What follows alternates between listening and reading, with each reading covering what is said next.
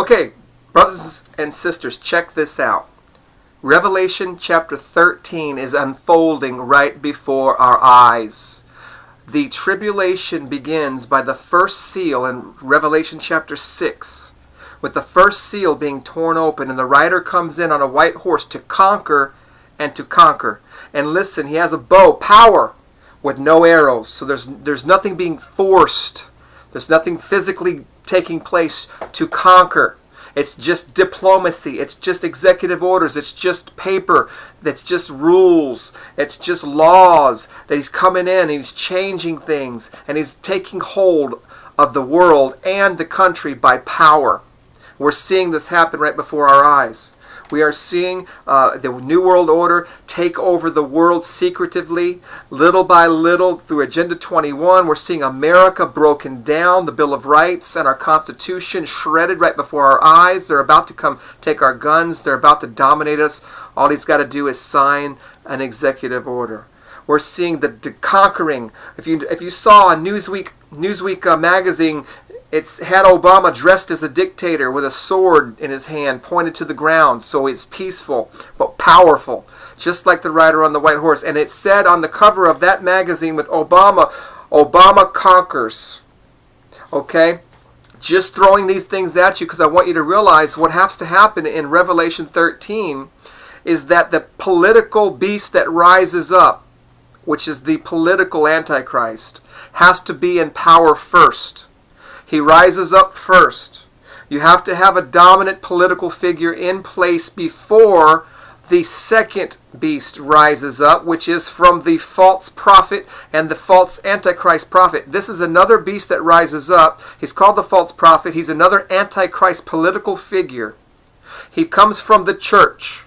You have to research this in time to get these things figured out. But if you can just listen to how these two beasts rise up, and then look at the seals being opened in Revelation 6.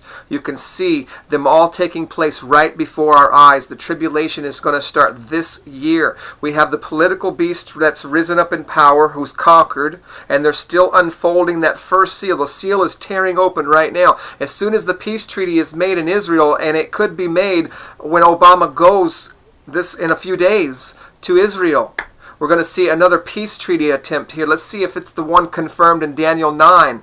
Daniel 9:27 or 28 talks about he confirms a peace treaty. If that happens, I'm going to be flipping out here because everything is already fitting together perfectly.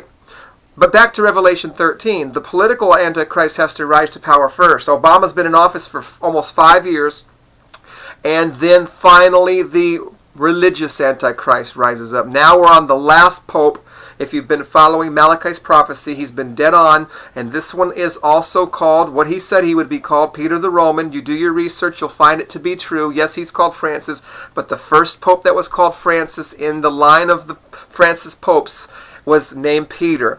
And he has this pope has Italian roots. His bloodline goes back to Italy. He can be called Peter the Roman. He is the last pope.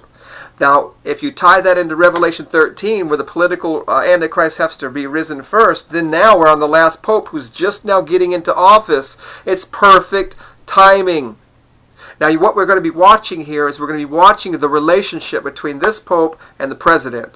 And it's going to be tricky because in the end, they're going to both be battling for worship. They're both going to be battling for worship. But in the beginning, I'm telling you what's going to happen because it's in the Bible. Therefore, it is going to happen, and that's the religious Antichrist, the political the religious false prophet is going to point towards the political guy. He's going to build him up and make an image of him. He's going to promote him in. He's going to build an image. And he's going to cause everybody to take a mark on their hand or forehead to worship the image and the political Antichrist. So it's going to be a subordinate role of this false prophet to pump up the political guy first.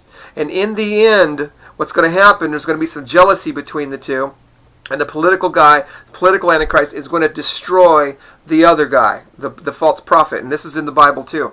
But what we're going to look for right now is the relationship. We're looking for the peace treaty. We're looking for the relationship to develop between these two. But next on my my watch list is the peace treaty.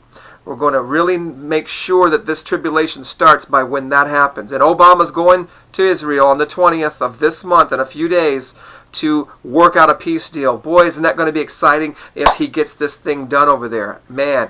Anyway, that's all I wanted to throw at you. We do believe that Obama is the political Antichrist, and we do believe this is the last pope, Petrus Romanos, the Peter the Roman, and we believe that we are entering into the tribulation hour, this last 7 years, this year, the 13th year of the new millennium.